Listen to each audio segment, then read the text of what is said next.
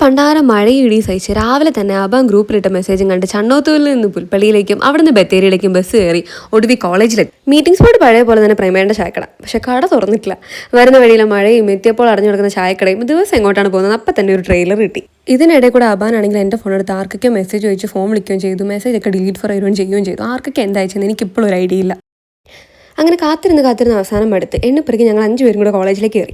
അമ്പടാ ഒന്ന് നോക്കണേ, എല്ലാവർക്കും കൊടുക്കത്തെ ക്യാമറ ഷൈനസ്. കോളേജിൽ പഠിച്ചപ്പോൾ ഒരു നാണോ മാനല്ലാണെന്ന ടീമാണ്. ഇപ്പോൾ ക്യാമറ ഓൺ ചെയ്തപ്പോഴത്തേക്ക് എന്നെ എടുക്കല്ലേ, അയ്യോ വീഡിയോ വേണ്ട, ഞാൻ റെഡിയല്ല. വാ തുറന്നാൽ വരുന്ന വർത്താനം ഫ്രെയിമിൽ കാണിക്കുന്ന ക്യാരക്ടർ തമ്മിൽ 0% സിമിലാരിറ്റി. നേരി കാണുമ്പോഴുള്ള കാട്ടായവും ക്യാമറേൻ്റെ മുമ്പിൽ കാണിക്കുന്ന സംസ്കാര സമ്പന്നതയും കണ്ടിട്ടുണ്ടെങ്കിൽ നമ്മളങ്ങ് ഞെട്ടിപ്പോവും. പക്ഷേ ഞാനുണ്ടോ വെറുതെ വിടുന്നു. ഇവിടെ നിന്ന് അത്രയും ദൂരം വന്നതല്ലേ, എല്ലാവരെയും ഉന്തിയും തള്ളി ഞാൻ എൻ്റെ ഫ്രെയിമിൽ അങ്ങ് കയറ്റി. അത് കഴിഞ്ഞ് പ്രകൃതി സ്നേഹിയായ സ്റ്റാനിയൻ്റെ പുറകെ ക്യാമറയും തൂക്കി ഞാനങ്ങ് വെച്ച് നടന്നു. അവിടെയാണെങ്കിൽ എസ്തെറ്റിക്കലി വളരെ ഗംഭീരമായിട്ടുള്ള പോസൊക്കെ ചെയ്യാൻ റെഡിയായി നിൽക്കുന്ന സ്റ്റാനിയെ ഒരു കുഞ്ഞ് തവളച്ചേട്ടനെ കണ്ടപ്പോഴത്തേക്കും തവള ചാടുന്നേക്കാൾ വേഗത്തിൽ 2 ചാട്ടം ഇങ്ങോട്ടേക്ക്. തവള വരെ ഒരു നിമിഷം സ്റ്റാനിയെ നോക്കി സ്തംഭിച്ചു നിന്നുപോയി. പിന്നെ ഇങ്ങോട്ട് പോകണമെന്ന് ആകപ്പാടൊരു കൺഫ്യൂഷനായി. രാജീവേട്ടൻ്റെ കടയിൽ പോകണോ, ക്യാമ്പസ് മൊത്തം കറങ്ങണോ, അതോ ഡിപ്പാർട്ട്മെൻറ്റിലേക്ക് പോകണോ? അങ്ങനെ നേരെ ഡിപ്പാർട്ട്മെൻറ്റിലേക്ക് വെച്ച് പിടിച്ചു. പെട്ടെന്നൊരു മിന്നായം പോലെ ശ്രീജാമിസിനെയും കണ്ട് ഡിപ്പാർട്ട്മെൻറ്റ് കയറിയപ്പോൾ അതാ നമ്മുടെ സ്വന്തം രാമേട്ടൻ, ഞങ്ങളുടെ സ്വന്തം ക്ലാസ് സാർ. 2 വർഷത്തിന് ശേഷവും സാറിന് അതേ ചിരി അതേ വൈബ്, ഒരു മാറ്റവുമില്ല. ഇതിൻ്റെ ഇടയ്ക്ക് രമേശ് സാറിനെ കണ്ടെങ്കിലും വീഡിയോ എടുക്കാൻ സാധിച്ചില്ല. പിന്നെ നേരെ വിടുന്നത് ഞങ്ങളുടെ ഔദ്യോഗിക ആസ്ഥാനത്തിലേക്ക്, D3 ഇംഗ്ലീഷ്. ഇതായിരുന്നു ഞങ്ങളുടെ താവളം. പഠിച്ച 3 കൊല്ലം ക്ലാസ്സുകളേക്കാൾ കൂടുതലും ഫ്രീ പീരീഡ് ആയതുകൊണ്ട് തന്നെ ക്ലാസ്സിൽ നടന്നിരുന്നത് പഠിത്തത്തേക്കാൾ വേറെ പലതുമായിരുന്നു. പിന്നെ കുട്ടികളെക്കാൾ കൂടുതൽ ഗ്രൂപ്പുകളുണ്ടെന്ന സവിശേഷത ഞങ്ങളുടെ ക്ലാസ്സിന് തന്നെ. ഒരു മൂലയിൽ ചീട്ടുകളി, മറ്റൊരു മൂലയിൽ ഡംഷർ ആർട്സ്, ഡാൻസ് പ്രാക്ടീസ്, റീൽസ് എടുക്കൽ, അങ്ങനെ ലോക രാഷ്ട്രീയത്തിൽ തുടങ്ങിയ ക്ലാസ്സിലെ ഗോസിപ്പിൽ അവസാനിക്കുന്ന ചർച്ചകൾ നീണ്ടുകൊണ്ടേയിരുന്നു. ഇതെല്ലാം നിറഞ്ഞതായിരുന്നു D3 ഇംഗ്ലീഷ്. അന്നൊക്കെ കോളേജിൽ പഠിക്കുമ്പോൾ മനസ്സിലാകെ ഒരൊറ്റ ചിന്തയുള്ളൂ, എങ്ങനെയാലും ഈ കോളേജിൽ നിന്നൊന്ന് ഇറങ്ങിപ്പോയാൽ മതിയെന്ന്. പക്ഷേ ഇപ്പോൾ തിരിച്ചു വന്നപ്പോൾ മനസ്സിലായി ഡിഗ്രിയൊക്കെ എത്രയോ പെട്ടെന്ന് കടന്നുപോയല്ലോ എന്ന്. പക്ഷേ നമ്മുടെ ആ ഓർമ്മകളെല്ലാം ഇപ്പോഴും മനസ്സിൽ തന്നെയുണ്ട്. അന്ന് ചെയ്ത പല മണ്ടത്തരങ്ങൾ ഓർക്കുമ്പോൾ ഇപ്പോൾ ചിരി വരുന്നുണ്ട്. അന്നത്തെ നമുക്ക് വലിയ വലിയ പ്രശ്നങ്ങളായി തോന്നിയ പലതും ഇന്ന് ബെസ്റ്റ് മെമ്മറീസായി മാറി. പക്ഷേ എന്തൊക്കെ ഒരുപാട് തിരിച്ചറിവ് തന്ന ക്യാമ്പസാണ് എനിക്കിത്.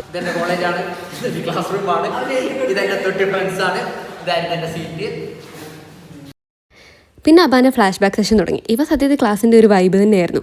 പ്രത്യേകിച്ച് ഒരു ഗ്രൂപ്പൊന്നും ഇല്ലാത്ത ഇവൻ ചുരുക്കി പറഞ്ഞിട്ടുണ്ടെങ്കിൽ കോമൺ ഫ്രണ്ട് എന്ന വാട്സപ്പിൽ കാണിക്കുന്ന ആളെ റിയൽ ലൈഫിൽ കണ്ടാൽ എങ്ങനെ ഇരിക്കും, അത് തന്നെയായിരുന്നു. പിന്നെ നേരെ ജെയിംസ് സാറിനെ കണ്ട് കുറച്ച് നേരം സംസാരിച്ചിട്ട് നേരെ രാജീവേട്ടൻ്റെ ചായക്കടയിലേക്ക് വിട്ടു. രാജീവേട്ടൻ്റെ ചായക്കട എന്നത് എനിക്ക് വെറും ഒരു ചായക്കട മാത്രമല്ലായിരുന്നു, ഒരു ഡെയിലി റിച്വൽ പോലെയായിരുന്നു. എല്ലാ ദിവസവും രാവിലെ ഒരു ബ്രൂ കോഫി നിർബന്ധമായിരുന്നു. ബ്രേക്ക്ഫാസ്റ്റ് സ്കിപ്പ് ചെയ്യുന്നതിൽ PhD എടുത്തിരുന്ന ആളായിരുന്നു ഞാൻ. കീർത്തനേനെ സിത്തുവിനെ എങ്ങനെയും കൂടി ഞാൻ നേരെ രാജീവേട്ടൻ്റെ കടയിലേക്ക് പോകും. കോഫി കുടിച്ച് കുറച്ച് ലോകകാര്യങ്ങളും ചർച്ച ചെയ്ത് സമയമായെന്ന് തോന്നുമ്പോൾ പതുക്കെ ആടി തൂങ്ങി ക്ലാസ്സിലേക്ക്. ആദ്യ പീരീഡിൽ എന്താണെങ്കിലും കയറില്ല. പിന്നെ പതുക്കെ തിരിച്ച് വീണ്ടും വന്ന് ഒരു കോഫിയും കൂടി കുടിക്കും. അങ്ങനെ ഇരുന്ന് ഓരോ കഥയും പറഞ്ഞ് ചായ വെയിറ്റ് ചെയ്തുകൊണ്ടിരിക്കുമ്പോഴാണ് പെട്ടെന്ന് അബാൻ ഒരു ബ്രേക്കിംഗ് ന്യൂസ് അങ്ങ് പുറപ്പെടുവിച്ചത്. അതെ, കിരൺ ഒരു അജ്ഞാത കാമിക്കുണ്ടത്രേ.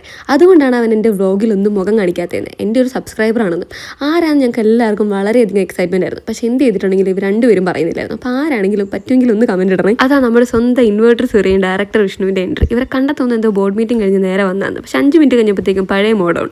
അങ്ങനെ നേരെ ചായയും കുടിച്ച് ഒരു പഴുപ്പുകടയിൽ നിന്നിട്ട് നേരെ തിരിച്ചു. പിന്നീട് ഞങ്ങൾ എല്ലാവരും കൂടെ ക്യാമ്പസ് മൊത്തം ഒന്ന് കറങ്ങി നടന്നു.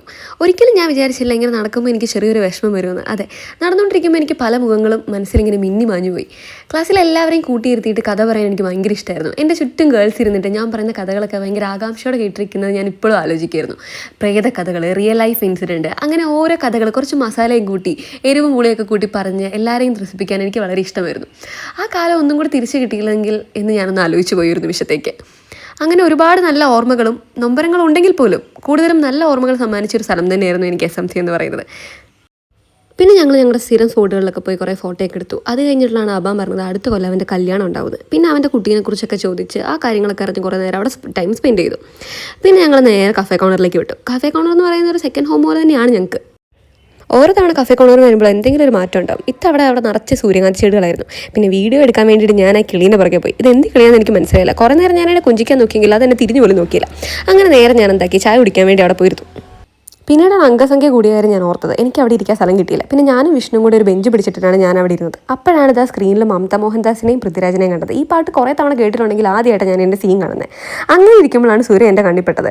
വീഡിയോ കാണുമ്പോൾ വിചാരിക്കും ആശാൻ വലിയ ഗൂലങ്കർഷിതമായിട്ട് അതിരുന്ന് സോൾവ് ചെയ്യാമെന്ന്. പക്ഷേ വെറുതെ പട്ടിഷോ വീഡിയോ എടുക്കുന്നുണ്ടെന്ന് പുള്ളിക്ക് മനസ്സിലായി.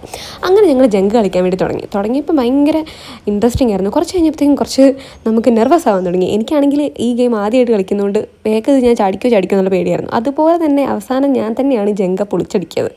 അങ്ങനെ എല്ലാ കലാപരിപാടിയും കഴിഞ്ഞ് ഞങ്ങളെല്ലാവരും പിരിഞ്ഞു. Thank you.